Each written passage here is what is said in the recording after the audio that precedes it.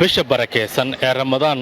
oo qof walba oo muslim ah waajib ay ku tahay inuu guto. bisha Ramadaan waxay waajib noqonaysaa in la soomo marka la arko bisha Ramadaan ama ay Shacbaan ku dhamaado 30 xilligaas kadibna bisha Ramadaan waxay waajib ay ku noqonaysaa qof walba oo muslim ah waxaan looga baahan yahay inuu si laba jibaaro acmaasha Allah balse maleeshiyada qawaarijta oo 24 saac ka been sheegtay diinta Islaamka bisha Ramadaan marka la gaaro ummadda Soomaaliyeed ee muslimiinta ee sooman ay daadiyeen dhiigooda iyagoo cibaado ka dhiganaya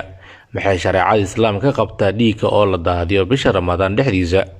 waxaa su'aashaas weydiinay Sheekh Mukhtaar Macalin Maxamed Madi oo kamid ah mashaayikhda iyo mudarrisiinta magaalada Baydhabo. maadaama guda galayna bisha barakeysan ee Ramadaan qawaarijtu waxay sameeyaan waxa waaye dad badan ay la dagaalamaan dhiigga daadiyaan bal shariicada Islaamku maxay ka qabtaa maadaama qawaarijtu dhiig ay daadiyaan bisha barakeysan ee Ramadaan asal ahaan qofka islaamka ah oo muslimka ah dhiig shay xaraam yani intii la deediyo lama jaarib qof ada muslimnimada ay tagaasanta oo muslim bantii ay rumaysanta yani inteeda dhiig shay deedsado asal ahaan lan banay male qof muslim oo dhiig shay deediyo bigayri sharci ka deediyo wal oo hata sal ama raad lan halayo la noolayo koro la arko shaygaas daliilin oo qof muslim ee dhiig shay ka banaastay la araw ma jaro korto arkan asal ahaan way markan الكفو عن الأذى تقف مضل كرافو نفشل كريبتهم لن ضمن لن مسلم ولن ضمن شيء عرض شيء مال شيء نفتيس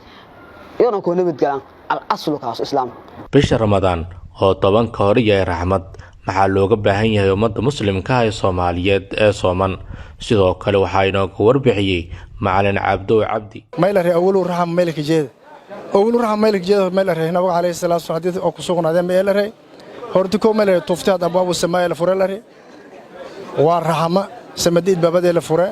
ما يكره الفرع له جناد الباب ده الفرع ما يلهي له وقول لك الباب النيران اللي هي عليه السلام ما يكره الهي له وسلسلة الشياطين تنمل الملك كوين كول هي له والرحمة شهر كما يكره عنك إياه شهر معناه أول رحمة ما يكره إياه إني دتك مسلمين رحمتك دجاج أسعفيان يوردن كبك ولا أسعفيان رحمة إلهي درادية إلهي هدى للناس مركوز اللي أو أيضا قرآن كل شيء كوسونك هدى للناس مثل دتك ما يوصونك ما يوها من عريسك دجاج أسعفيان كبك كان عفية كبك كان سعيدة صدقة بيه هدي إجران حبنا كترسن شبابه فضلا كعاوني كيف يدستان برنامج كقرن يدقن علمته si ay u helaan waxbarasho caafimaad iyo xirfad ay ku shaqo tagaan fadlan la xiriir lambarada gaaban ee 95 55 ama 96 66